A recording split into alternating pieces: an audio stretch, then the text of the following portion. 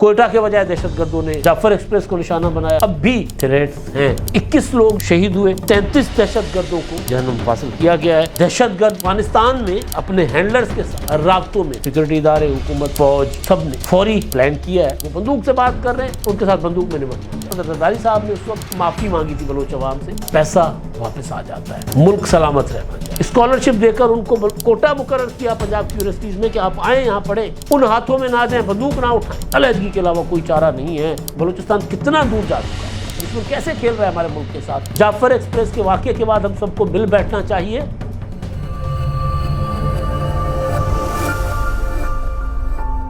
मैं अहमद रोज सरकारी तौर पर यह ऐलान कर दिया गया है कि जाफर एक्सप्रेस के तमाम यरगमाली जो है वो बाजियाब करवाए गए हैं। जानी नुकसान की भी हतमी इतला दे दी गई है कि जी कितना जानी नुकसान हुआ है, कितने लोग शहीद हुए यरगमाली, और कितने फोर्सेस के जवान शहीद हुए, और कितने दहशतगर्द मारे गए। सारी रिपोर्ट्स कल मंजर आम पर आ गई थी कल रात को। उससे पहले मैंने व्लॉग में आपके सामने सारी सिचुएशन रख दी थी जो सोर्सेज के पास से मेरे पास इंफॉर्मेशन आई थी। वहाँ पर ऑपरेशन जो है वो यरगमालों को बाजियाब करवाने के हवाले से तो ऑपरेशन जो है वो मुकम्मल हो गया, लेकिन कुछ और ऑपरेशन ज़ाहिर है वहाँ पर अब भी हो रहे हैं, और वो ऑपरेशंस इन दहशतगर्दों के ठिकाने तबाह करने और उनका ताक़ुब करने के लिए और बड़ा ऑपरेशन प्लान किया जा रहा है। एक तो हल ज़ाहिर है दहशतगर्दी का यही होता है कि फ़ौजी ऑपरेशंस हों और दहशतगर्दों और उनके सहूलतकारों का ख़ात्मा किया जाए, उनको कानून की गिरफ्त में लाया जाए। और दूसरा हल सियासी होता है, और सियासी हल ज़ाहिर सियासतदान करते हैं, लेकिन बलूचिस्तान के मामले में ज़ाहिर ज़्यादातर जो है वो सियासी हल जो निकालने की कोशिश की जाती रही है तो वो या तो रोक दिए जाते हैं या फिर वो कामयाब नहीं होते। क्या रीज़न्स हैं, क्या वजूहात हैं, वो मैंने आपके सामने सारा कुछ रखना है। मुझे ये जो सियासी हल का जो गुफ्तगू मैं करने जा रहा हूँ, जो बात करने जा रहा हूँ, वो मुझे इसलिए जहन में आई कि एक मुलाकात सदर जरदारी साहब के साथ तब मेरी हुई थी जब उन्होंने आगाज़ हुकूक़ बलूचिस्तान किया था, और उसके बाद रईसानी साहब की हुकूमत और उन हुकूमत की करप्शन के किस्से और पता नहीं क्या क्या चीज़ें सामने आ रही थी। तो उस मुलाकात में जरदारी साहब ने कौन सी दानाई की बात की थी जिस पर अगर अमल किया जाता तो शायद सूरत हाल बहुत मुख्तलिफ होती और उस तरह बलूचिस्तान जल ना रहा होता। उस तरह दहशतगर्द जो हैं वो शनाख्ती कार्ड देखकर दूसरे सूबे के लोगों को, पंजाबियों को, सिंधियों को, अपना सराइकियों को ना मार रहे होते। ट्रेनों की ट्रेनें यरगमाल बनाकर और हमारे फोर्सेस के जवानों को और मुसाफिरों को शहीद ना कर रहे होते। कल भी मैंने कहा था कि कोई भी रिवायत, ख़ास तौर पर बलूचिस्तान की और इस खित्ते की रिवायत,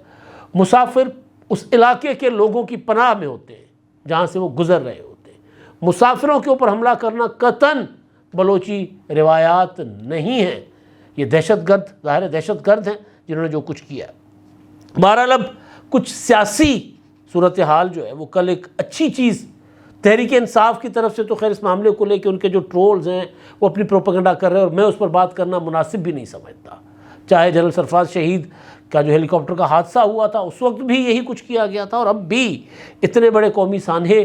के बाद भी जो पीटीआई के ट्रोल्स बाहर बैठे हुए उसको अजीब व गरीब किस्म का रंग दे रहे हैं। लेकिन जो अच्छी बात की है सलमान अकरम राजा साहब ने, उन्होंने कहा है कि अब कोई गुंजाइश नहीं है कि हम ना मिल बैठे, हमें मिल बैठना चाहिए। मैं उस पर भी आऊँगा, लेकिन जो कल का ऑपरेशन था उस ऑपरेशन के बाद जो DGISPR ने एक टीवी चैनल के साथ गुफ्तगू की थी, दुनिया टीवी के साथ, कामरान शाहिद के प्रोग्राम में, उसमें उन्होंने कुछ डिटेल्स बताई थी, और वो वीडियोज़ या तस्वीर तक जो इमेजेस थे या उस सेटेलाइट से ली गई या जो ऑपरेशन के दौरान बनाई गई थी तस्वीर के दहशतगर्द 3 टोलियों में बैठकर जो यरगमाली थे उनके दरमियान बैठे हुए थे खुदकश हमलावर, और फिर उन्होंने लोगों को मारा, शहीद किया। और DGISPR जनरल अहमद शरीफ साहब के बकौल कि जो ऑपरेशंस के दौरान किसी भी यरगमाली को जानी नुकसान नहीं हुआ। उससे पहले दहशतगर्दों ने जब ट्रेन को यरगमाल बनाया, इनको अपना किया, लोगों को यरगमाल बनाया, तो उस दौरान उन्होंने लोगों को शहीद किया, मारा। लेकिन 4 जवान वतारे के FC के अलग से शहीद हुए उस मामले में। तो 21 लोग वो क्लेम कर रहे हैं कि जी, बता रहे हैं DGISPR साहब, लेफ्टिनेंट जनरल अहमद शरीफ साहब, कि 21 लोग जो हैं वो शहीद हुए جو مسافر تھے، جو ہوسٹیج تھے، اور 33 دہشت گردوں کو انہوں نے بتایا کہ جی جہنم حاصل کیا گیا ہے۔ اور میں نے آپ کو بتایا تھا کہ میرے جو سورسز بتا رہے تھے کہ 32 سے 35 دہشت گرد جو ہیں وہ آپریشن میں مارے گئے ہیں، اور باقی فگر DGISPR نے وہی کوٹ کیا، اور وہ بھی بات انہوں نے کی کہ جو لوگ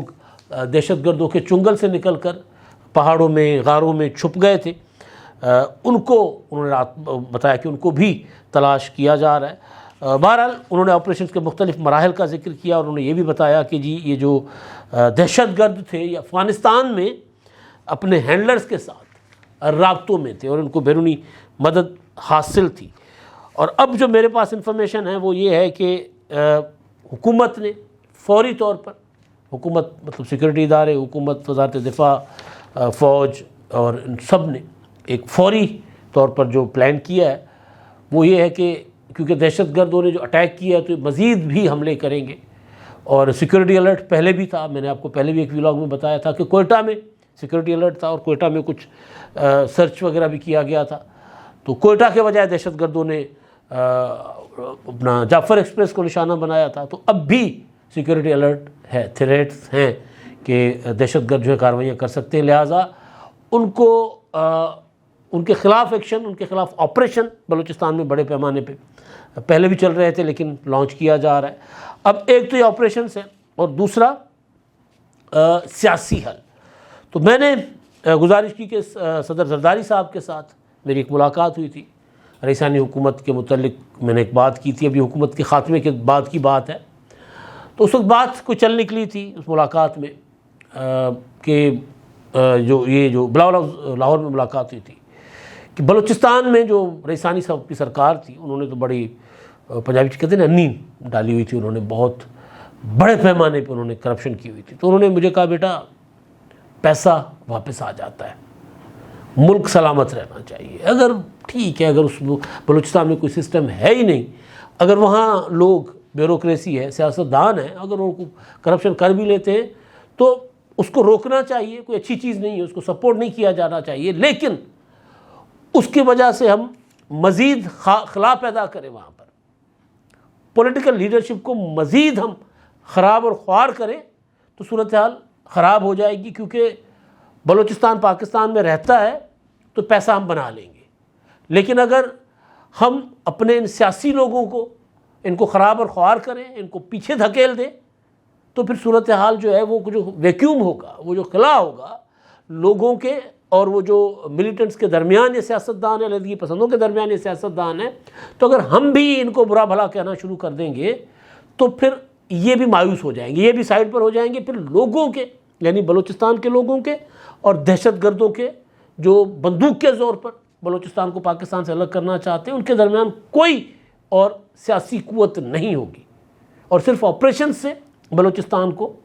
نہیں جو ہے وہ اپنے ساتھ رکھا جا سکتا زیادہ دیر کے لیے۔ صدر صاحب کی اپروچ تھی، اور آپ کو یاد ہوگا صدر زرداری صاحب نے اس وقت آغاز حقوق بلوچستان کیا تھا، اور انہوں نے معافی مانگی تھی بلوچ عوام سے، کیونکہ پیپلز پارٹی کی حکومت سے پہلے 2008 میں پیپلز پارٹی کی حکومت آتی ہے، اور میرا خیال ہے 2006 میں پرویز مشرف نے اکبر بگٹی کو ایک آپریشن میں شہید کر دیا تھا، مار دیا تھا۔ تو اس کے بعد سے اب تک بلوچستان کے حالات ٹھیک نہیں ہوئے، آپریشنز تو شروع سے چل رہے ہیں۔ میں جو گزارش کرنا چاہ رہا ہوں، بات کرنا چاہ رہا ہوں کہ دہشت گردوں کے تو اس طریقے سے نمٹنا چاہیے جو بات جس زبان میں وہ بات کر رہے ہیں، وہ بندوق سے بات کر رہے ہیں، ان کے ساتھ بندوق میں نمٹنا چاہیے، لیکن پولیٹیکل اسپیس جو بلوچستان کی میں سیاستدانوں کے لیے نہیں رہی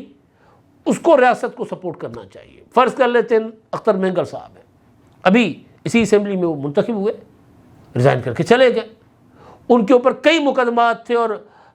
جو ہے وہ لوگ وڈ کی سڑک پر دھرنا دے کر بیٹھے ہوئے تھے، 18 اپنا BNP کے رہنماؤں پر مقدمات تھے۔ کل مقدمات پرسوں واپس لینے کا اعلان ہوا تو دھرنا بھی مؤخر کر دیا گیا، ملتوی کر دیا گیا، ختم کر دیا گیا۔ اب اختر جان مینگل یا ان جیسے سیاسی لوگ جو اپنے اپنے حلقے میں اثر و رسوخ رکھتے ہیں، ان کو سپورٹ کرنا چاہیے ریاست کو، پولیٹیکل عمل کو وہاں پر زیادہ سے زیادہ گنجائش دینی چاہیے، کیونکہ جو پاکستان کی سیاست کرتے ہیں نا بلوچستان میں، جو قوم پرست ظاہر ہیں تو قوم پرست نیشنلسٹ ہیں، وہ اپنے صوبے کے حقوق کی بھی بات کرتے ہیں۔ ایک ہوتا یہ ہے کہ وہ ان پر الزام لگایا جاتا ہے کہ جی یہ تو پاکستان کے خلاف ہے،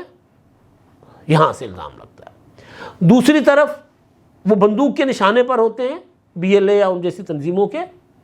کہ یہ تو پاکستان کے حامی ہیں، پاکستان کے آئین کو مانتے ہیں، پاکستان کے میں الیکشن لڑتے ہیں اور اسمبلی میں جاتے ہیں، تو ان کے نشانے پر وہ الگ سے ہوتے ہیں۔ تو پھر ہوتا یہ ہے کہ جب ریئل پولیٹیکل لیڈرشپ جو ہے وہ اس کو سپورٹ نہیں کیا جاتا تو پھر دہشت گرد جو ہے وہ زیادہ کنٹرول کر لیتے سوسائٹی کے اوپر۔ تو جو میں نے سلمان اکرم راجہ صاحب نے بات کی ہے اس بات کو میں آگے بڑھانا چاہ رہا ہوں کہ آصف زرداری صاحب میں نے جیسے بتایا انہوں نے آغاز حقوق بلوچستان کیا، نواز شریف صاحب کی حکومت اس کے بعد آتی ہے، نواز شریف صاحب نے اس کے بعد بلوچستان میں کام تیز کیے، گوادر ترقیاتی کام کافی کچھ انہوں نے کیا، اور انہوں نے ڈاکٹر عبد المالک بلوچ جیسے مڈل کلاس کے سیاسی لیڈر کو وزیر اعلیٰ بنایا، یہ کوئی چھوٹی بات نہیں ہے۔ تو لہٰذا آصف زرداری اور نواز شریف صاحب جو ہیں وہ آج حکومت میں اتحادی ہیں۔ آصف زرداری ایوان صدر میں بیٹھے ہیں، نواز شریف صاحب کے بھائی وزیر اعظم ہاؤس میں بیٹھے ہوئے ہیں۔ اور مجھے بات ایک بہت اچھی لگی 2008 سے 2013 تک جو شہباز شریف صاحب نے کیا تھا بلوچ اسٹوڈنٹس کے لیے، کیونکہ وہاں تعلیمی ادارے نہیں ہیں، تو انہوں نے یہاں پر انڈومنٹ فنڈ دیے، وظائف دیے، اسکالرشپ دے کر ان کو کوٹا مقرر کیا پنجاب کی یونیورسٹیز میں کہ آپ آئیں یہاں پڑھیں، تاکہ بلوچستان کے نوجوان پڑھ لکھ کر ان ہاتھوں میں نہ جائیں، بندوق نہ اٹھائیں۔ تو ان پولیٹیکل پارٹیز نے بہت کچھ کیا ہوا ہے۔ مجھے سرفراز بگٹی صاحب کی ایک بریفنگ یاد آتی ہے، لاہور میں انہوں نے ہمیں دی تھی۔ وہ یہ کہہ رہے تھے کہ جی یہ جب آپریشنز ہوتے ہیں تو پھر جو سیاسی عمل ہوتا ہے وہ آپریشنز کو نقصان پہنچاتا ہے۔ کافی لمبی چوڑی باتیں کی تھی۔ یہ اپروچ غلط ہے۔ میں کہہ رہا ہوں کہ دہشت گردی ٹی ٹی پی کرے، بی ایل اے کرے، ان کے ساتھ بندوق کی زبان ان کو آتی ہے تو ان کے ساتھ بندوق کی زبان میں بات کی جانی چاہیے، لیکن جو وہاں کا سیاسی کلاس ہے، سیاسی طبقہ ہے جو پاکستان کے آئین کے فریم ورک میں رہ کر بات کرنا چاہتا ہے، مذاکرات کرنا چاہتا ہے، سیاست کرنا چاہتا ہے، منتخب ہو کر الیکشن لڑ کر حکومت میں آنا یا اپوزیشن میں بیٹھنا چاہتا ہے، چاہے اس کا تعلق پھر بی این پی مینگل سے ہو، ان کا تعلق بلوچستان عوامی پارٹی سے ہو، ان کا تعلق جمہوری وطن پارٹی سے ہو، ان کا تعلق بلوچستان اپنا وہ نیشنل پارٹی ایک تو مینگل ایک گہی گروپ ہے ان سے ہو، جس سے بھی ہو، ان کو ہمیں اسپیس دینی ہے۔ جب تک ان کو اسپیس نہیں دیں گے تو بلوچستان کے حالات قابو میں نہیں آئیں گے۔ سیاستدانوں کو وہاں طاقتور بنانا ہوگا۔ مجھے بھٹو شہید کی کتاب یاد آ رہی ہے، اف آئی ایم اسیسینیٹڈ۔ اس میں ان پر الزام لگایا گیا تھا کہ جو انہوں نے وہاں بلوچستان میں یہ کر دیا وہ کر دیا، تو انہوں نے کہا تھا کہ میں بلوچستان میں سویلین سیٹ اپ اسٹرانگ کرنا چاہ رہا تھا، بار بار میں نے چاہا لیکن نہیں ہوا، نہیں ہونے دیا گیا، اور پھر مارشل لا لگ گیا۔ تو ہمارے جوان شہید ہو رہے ہیں وہاں پر، فوجی قربانیاں دے رہے ہیں، ان کی قربانیوں سے کسی قسم کا کوئی انکار نہیں ہے، لیکن صرف فوجی آپریشنز حل نہیں ہے مسئلے کا۔ لہٰذا پارلیمنٹ کے اندر معاملہ لایا جائے۔ کچھ دن پہلے بنوں میں جب حملہ ہوا تھا، تو بنوں کے جو چھاونی پر حملہ ہوا تھا، اس کے بعد شیری رحمان صاحبہ جو ہیں وہ بات کرنا چاہ رہی تھی قومی سینیٹ میں، انہوں نے کہا کہ اس پر بحث ہونی چاہیے۔ اس کے بعد کیا ہوا مجھے نہیں پتا۔ دہشت گردی کے اوپر ہمارے پارلیمنٹ میں بات کیوں نہیں ہو رہی؟ اور ہم نے جو دہشت گردی، اور وہ تو یہ تو چلے ذرا بلوچستان ایک سائیڈ پر ہے، کونے میں ہے نا، لیکن ہے تو پاکستان کا حصہ، اور وہاں نقصان ہوگا تو ظاہر ملک کو نقصان ہوتا ہے۔ لیکن وہ جو اسلام کا نام استعمال کر کے وہ جو مجاہدین، ٹی ٹی پی، طالبان، وہ جو کہتے تھے کہ جی ہم نے شریعت نافذ کرنی، اپنی مرضی کی شریعت وہ کہہ رہے تھے، جب انہوں نے ملاکنڈ پر قبضہ کر لیا تھا، انہوں نے سوات میں خونی چوک بنا لیے تھے، تو اس وقت جب ان کے خلاف آپریشنز کی بات ہوئی تھی تو پارلیمنٹ کے ذریعے فیصلہ ہوا تھا۔ تو اس وقت بھی پھر پوری قوم نہ صحیح، کچھ political parties, P T I, Jamaat Islami, اس طرح کی پارٹیز ان آپریشنز کے خلاف تھی۔ اے پی ایس کے بعد، سال اے پی ایس کے بعد وہ بھی ان آپریشنز کے حق میں ہو گئی اور نیشنل ایکشن پلان بنا۔ تو اس وقت بھی جو پولیٹیکل وزڈم تھا، اس کے ذریعے جو چیزیں آگے بڑھائی گئی تھی تو وہ کامیاب ہوئی تھی۔ اب بھی بلوچستان کے وہ لوگ جو پاکستان کے فریم ورک میں رہنا چاہتے ہیں، ان کے سر پہ ہاتھ رکھنا چاہیے۔ اچھی بات ہے، انوار الحق کاکڑ صاحب ہمارے دوست ہیں، وہ بڑی دبنگ انداز میں بات کرتے ہیں، سرفراز بگٹی صاحب بہت دبنگ انداز میں بات کرتے ہیں، لیکن یہ بہت تھوڑے ہیں، اور ان کی جو پاپولیرٹی ہے نا اپنے لوگوں کے اندر، اپنے حلقوں میں، اس طرح نہیں ہے۔ مل بیٹھنا ہوگا آصف زرداری صاحب کو اور نواز شریف صاحب کو، اس وقت کردار ادا کرنا ہوگا، کیونکہ دشمن مسلسل سپورٹ کر رہا ہے ایسے ایلیمنٹس کو، ایسے عناصر کو، جن کا DGI SPR کل ذکر کر رہے تھے کہ ان کو فون پر رابطہ تھا ان سے۔ تو پارلیمنٹ کے ذریعے دوبارہ بیٹھ کر جن سے مذاکرات کرنے ہیں ان سے مذاکرات کیے جائیں، جو مذاکرات کرنا چاہتے، جو نہیں کرنا چاہتے، ان کے خلاف پھر ان کو ایکسپوز کر کے ان کے خلاف سخت آپریشن ہونے چاہیے۔ یہ اگر پارلیمنٹ کو نہیں اس طرف جانے دیا جائے گا تو پھر ظاہر ہے صورتحال کچھ مختلف ہوگی۔ میں بعض اوقات ہوتا یہ ہے کہ کچھ لوگ جو ہیں وہ بامر مجبوری کہ حالات کا تقاضا دیکھ کر کہتے ہیں کہ جی ہم ساتھ بیٹھنے کو تیار ہیں۔ میں سلمان اکرم راجہ صاحب کی اس اسٹیٹمنٹ کو بغیر شک کے اور شبے کے میں اس اسٹیٹمنٹ کو سپورٹ کرتا ہوں کہ وہ کہہ رہے ہیں کہ حالات اس نہج پر پہنچ گئے ہیں کہ اب ہم سب کے پاس مل بیٹھنے کے علاوہ کوئی اور گنجائش نہیں ہے، انکار کی گنجائش ہی نہیں ہے۔ تو لہٰذا وہ الگ بات ہے کہ انہوں نے پھر اگلی بات مولانا فضل الرحمان صاحب کے ساتھ اتحاد کی بھی کی ہے۔ وہ چاہتے ہیں کہ جی PTI چاہتی ہے کہ تحریک چلائے، وہ ان کا رائٹ ہے، حکومت کے خلاف تحریک چلانا، اپنے حقوق کی بات کرنا، اپنے لیڈروں کی رہائی کرنا، وہ ان کا رائٹ ہے، اتحاد بنتا ہے نہیں بنتا، اور میرا خیال ہے مولانا فضل الرحمان صاحب ان کے ساتھ نہیں جائیں گے۔ لیکن اگر وہ یہ کہتے ہیں کہ جعفر ایکسپریس کے واقعے کے بعد ہم سب کو مل بیٹھنا چاہیے، تو حکومت PTI کے جنرل سیکرٹری کی اس بات کو لے کر پارلیمنٹ کے اندر معاملہ لے کر آئے اور پارلیمنٹ کے ذریعے مسئلے حل کرے۔ سیاستدان جب بیٹھتے ہیں تو مسائل کا حل نکل آتا ہے۔ یقین مانیں کہ سیاستدانوں جب بیٹھیں گے تو میں یہ قطعاً نہیں کہہ رہا کہ وہ BLA والے جو ہیں وہ بھی مان جائیں گے، نہیں مانیں گے وہ، لیکن کم از کم ایک بلوچستان کے لوگوں کو جو یہ BLA یا اس طرح کی تنظیمیں جو ان کو کہتی ہیں کہ ہمارے حقوق چھین لیے گئے، ہمارے پاس آزادی کے علاوہ، ہمارے پاس علیحدگی کے علاوہ کوئی چارہ نہیں ہے، یا اختر مینگل صاحب جو کل کہہ رہے تھے کہ جی بلوچستان میں تو کہیں حکومت کی رٹ ہی نہیں ہے، تو ظاہر ہے وہ کسی وجہ سے کہہ رہے ہیں۔ مجھے یاد ہے وہ اپنا شاید نواز شریف صاحب کے دور میں وہ کہہ رہے تھے کہ جی میں آخری بار آیا ہوں اسلام آباد اپنا مقدمہ لے کر، اگر آپ سنیں گے تو ٹھیک ہے ورنہ پھر میں چلا جاؤں گا۔ تو اسلام آباد کو چاہیے، اسلام آباد میں بیٹھی حکومت کو چاہیے کہ وہ ایک پالیسی بنائے، اس پالیسی کے تحت معاملہ پارلیمنٹ میں رکھے، اور پھر اس پالیسی کے تحت اگر آپریشنز ہونے ہیں تو وہ فوج کے حوالے کریں گے، جی آپ نے یہ آپریشن کرنے، ہم نے یہ کرنا ہے، ہم نے سیاسی عمل کو آگے بڑھانا ہے۔ تو جب سیاسی عمل اور آپریشنز دونوں اگر ایک ساتھ چلیں گے تو پھر حالات پر قابو پایا جا سکتا ہے۔ ایسا ممکن نہیں ہے کہ حالات بے قابو ہوں۔ میں یہ بات آپ سے اس لیے کر رہا ہوں کہ جب سے جعفر ایکسپریس والا واقعہ ہوا ہے، سانحہ ہوا ہے، سوال یہی ہو رہا تھا کہ اب کیا ہوگا، بلوچستان کتنا دور جا چکا ہوا ہے، یہ سوال ہو رہا تھا۔ تو اس سوال کا جواب تو میرے پاس نہیں ہے،